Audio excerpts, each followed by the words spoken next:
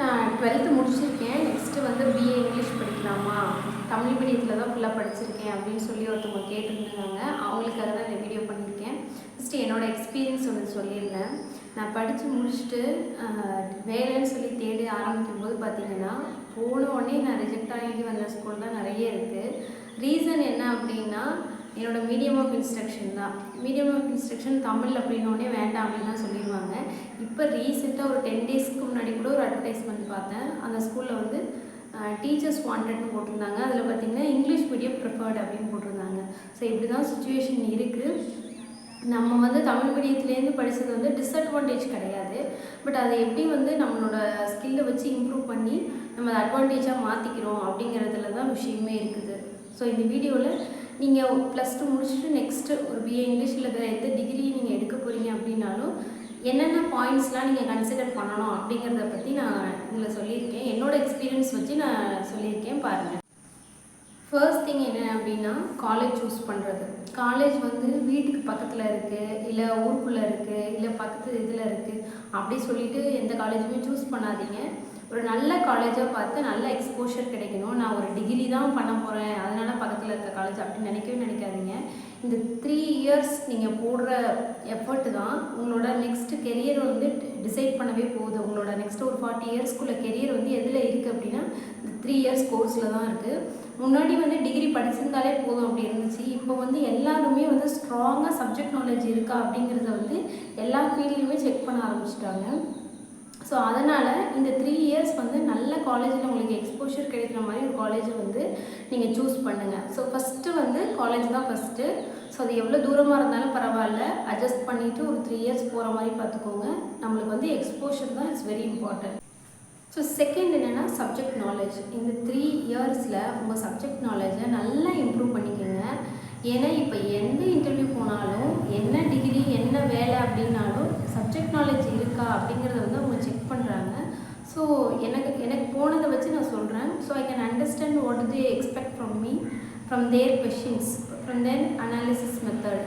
Okay, so அதனால் subject knowledge is very important. So அதில் concentrate பண்ணுங்கள். இப்போ நிறைய சோர்ஸஸ் அவைலபிளாக இருக்குது உங்கள் சப்ஜெக்ட் நாலேஜை இம்ப்ரூவ் பண்ணுறதுக்கு. ஸோ அதை எல்லாத்தையுமே யூஸ்ஃபுல்லான வேலை ட்ரை பண்ணி கண்டிப்பாக சப்ஜெக்ட் நாலேஜை இம்ப்ரூவ் பண்ணிக்கோங்க. ஸோ இந்த பிஏ இங்கிலீஷ் எடுக்கிறவங்களுக்கு ஸ்பெசிஃபிக்காக சொல்கிறேன், டெக்ஸ்ட் புக் வந்து ஃபாலோ பண்ணுங்கள். எந்த கோர்ஸுக்குமே டெக்ஸ்ட் ஃபாலோ பண்ணுறது தான் கரெக்டு. நான் கைடு அந்த மாதிரி சிம்பிளாக போகிறது வந்து என்னை பொறுத்த வரைக்கும் கரெக்டாக இருக்குமான்னு தெரியல. ஸோ முடிஞ்ச அளவுக்கு வந்து இங்கிலீஷ் எடுக்கிறீங்க அப்படின்னா டெக்ஸ்ட் புக்ஸ் வந்து ஃபாலோ பண்ண ட்ரை பண்ணுங்கள். ஏன்னா இப்போ வர காம்படிட்டிவ் எக்ஸாம்ஸ் நீங்கள் ஃப்யூச்சரில் இங்கிலீஷ் ரிலேட்டடாக எழுதணும்னு நினச்சாலுமே வந்து டெக்ஸ்ட் புக் பேஸ்டு கொஷின்ஸ் தான் நிறைய வருது. ஸோ அதனால் டெக்ஸ்ட் புக்கை வந்து நீங்கள் இப்போவே ரீட் பண்ண ஆரம்பிச்சிட்டிங்க அப்படின்னா உங்களுக்கு அப்போ போகும்போது வந்து ரொம்ப ஈஸியாக இருக்கும். ஸோ அது செகண்ட் பாயிண்ட். தேர்ட் பாயிண்ட் என்ன சொல்லுவேன் அப்படின்னா, கண்டிப்பாக வந்து இங்கிலீஷில் பேச ட்ரை பண்ணுங்கள். இந்த 3 இயர்ஸ் வந்து it is a long time for you. So you can use this time in a productive way. So அதனால் நிறைய ஆப்ஸ் இதுக்காகவே நிறைய வந்திருக்கு. ஸோ அதெல்லாம் சர்ச் பண்ணுங்கள், இங்கிலீஷில் பேச ட்ரை பண்ணுங்கள். தமிழ் மீடியத்தில் படிச்சுட்டு வந்திருக்கோங்கிறது வந்து ஒரு ட்ராபேக் கண்டிப்பாக கிடையாது. நம்மளால் வந்து இன்னொரு லாங்குவேஜை ஈஸியாக அடாப்ட் பண்ணிக்க முடியும். ஸோ அதை மைண்டில் வச்சுட்டு உங்களோட ஸ்கில்லை வந்து இம்ப்ரூவ் பண்ணுங்கள். அதே மாதிரி இங்கிலீஷில் பார்த்தீங்கன்னா நீங்கள் நினைக்கிற மாதிரி பிஏ இங்கிலீஷ்குள்ளே வந்து கிராமர் இருக்கும், அது இருக்கிறதுக்கு அப்படி பயப்படுற மாதிரி எதுவுமே கிடையாது. அதில் பார்த்தீங்கன்னா ஃபுல்லாக ஷார்ட் ஸ்டோரிஸ் இருக்கும், ஃபிக்ஷன் இருக்கும், ட்ராமா, அப்புறம் வந்துட்டு பொய்ட்ரி இருக்கும். இந்த மாதிரி சிம்பிளான டாபிக்ஸ் தான் ஒரு இதில் கொடுத்துருப்பாங்க, வேறு ஒன்றும் இருக்காது. கிரிட்டிசிசம் இருக்கும், அப்புறம் history of English literature, social history of England. So இந்த மாதிரி பேப்பர்ஸ் ஒரு பேப்பர் மட்டும் ஒரு டேர்முக்கு வரும், அவ்வளோதான். ஸோ இங்கிலீஷில் பார்த்து பயப்படுற அளவுக்கு எதுவுமே கிடையாது. தமிழ் மீடியத்தில் படிச்சுட்டு நீங்கள் இங்கிலீஷ் எடுக்கணும்னு ஆசைப்பட்றீங்கன்னா கண்டிப்பாக நீங்கள் எடுக்கலாம், தாராளமாக எடுக்கலாம். பட் அதுக்கேற்ற மாதிரி நீங்கள் வந்து அடாப்ட் பண்ணி போகணும். ஏன்னா இங்கிலீஷ் மீடியம் படித்தவங்களுக்கு வந்து அதை ஈஸியாக அடாப்ட் பண்ணிக்குவாங்க, நமக்கு வந்து கொஞ்சம் டைம் எடுக்கும். ஸோ அதனால் நம்ம கொஞ்சம் அதிகமான எஃபர்ட்ஸ் போட வேண்டி வரும், அவ்வளோதான் வழியே. மற்றபடி பயப்படுறதுக்கு எதுவுமே இல்லை. நீங்கள் எந்த மீடியம் படிச்சிருந்தாலும் பரவாயில்ல, நீங்கள் தாராளமாக என்ன கோர்ஸ் வேணாலும் எடுத்து படிக்கலாம். ஈவன் மேபி ஃபார் 6 மந்த் கொஞ்சம் டிஃபிகல்ட்டாக இருக்கும், அதுக்கப்புறம் கொஞ்சம் நீங்கள் அதுக்கு அடாப்ட் ஆக ஆரம்பிச்சிருவீங்க. ஸோ அதனால் நீங்கள் தாராளமாக இங்கிலீஷ் எடுக்கலாம்.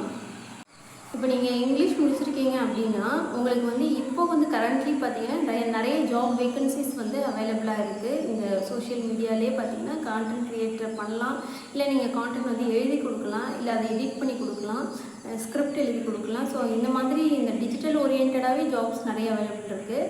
அதுக்கு வந்து நீங்கள் வந்து கோர்சஸ் ஏதாவது எக்ஸ்ட்ரா எடுத்து பண்ணுற மாதிரி இருக்கும். ஸோ அதை தான் முன்னாடியே சொல்லியிருந்தேன். இந்த 3 இயர்ஸ்க்குள்ளே நீங்கள் படிக்கிற டிகிரி ரிலேட்டடாகவே ஏதாவது எக்ஸ்ட்ரா ஸ்கில் வந்து லேர்ன் பண்ணுங்கள். அதுவும் இப்போ ப்ரெசென்ட்டாக அவைலபிளாக இருக்க ஸ்கில்லை வந்து நீங்கள் லேர்ன் பண்ணிக்கிட்டீங்க அப்படின்னா உங்களுக்கு வந்து ஒரு ஜாப்குள்ளே போகிறது வந்து ரொம்பவே ஈஸியாக இருக்கும். டீச்சிங் தான் ஒரே வழி அப்படின்னு வந்து தயவு செஞ்சு நினச்சிடாதீங்க. அதில் நிறைய சோர்ஸஸ் இருக்குது, நிறைய ஜாப் அவைலபிலிட்டிஸ் இருக்குது. ஸோ அதை எல்லாமே சர்ச் பண்ணி நீங்கள் உங்களுக்கு எதில் இன்ட்ரெஸ்ட் இருக்குங்கிறத பார்த்து அதுக்கேற்ற மாதிரியான ஒரு எக்ஸ்ட்ரா கோர்ஸ் ஜாயின் பண்ணிக்கோங்க. இது எல்லாத்தையும் விட கன்சிஸ்டன்சி இஸ் வெரி இம்பார்ட்டன்ட். நீங்கள் கன்சிஸ்டண்ட்டாக 3 இயர்ஸ் என்ன பண்ண போகிறீங்களோ அதுதான் உங்களோட கெரியரையே டிசைட் பண்ண போகுது. இந்த 3 இயர்ஸ் நீங்கள் உங்களுக்கான டைம் கொடுக்கல அப்படின்னா கண்டிப்பாக உங்களோட கெரியரில் வந்து நீங்கள் கஷ்டப்படுற மாதிரியான நிலைமையில தான் இருக்கும். ஸோ நான் வந்து ஜாப் கிடைக்கிறதுக்கு ரொம்ப கஷ்டப்பட்டுருக்கேன். நிறைய நேரங்களில் மனசு தளர விட்டுருக்கேன். ஸோ அந்த மாதிரி என்னோடய சிஸ்டர்ஸ்க்கோ என்னோடய பிரதர்ஸ் யாருக்குமே ஆகக்கூடாது அப்படின்னு நினைக்கிறேன். ஸோ அதனால் இந்த 3 இயர்ஸ் தான் வந்து நல்லா யூஸ் பண்ணுங்கள். எந்த டிகிரி எடுத்தாலும் பரவாயில்ல. தமிழ் மீடியத்துலேருந்து போயிருக்கீங்க அப்படின்னா கண்டிப்பாக எஃபர்ட் போடுங்க. நிச்சயமாக உங்களால் ஷைன் பண்ண முடியும். தேங்க்யூ. ஸோ வீடியோ பிடிச்சிருந்தால் லைக் பண்ணி ஷேர் பண்ணுங்கள். உங்களுக்கு அப்கமிங்கில் என்ன மாதிரி வீடியோஸ் வேணும்னு சொல்லிட்டு கமெண்ட்ஸில் சொல்லுங்கள். கண்டிப்பாக நான் கொடுக்கறதுக்கு ட்ரை பண்ணுறேன். தேங்க்யூ.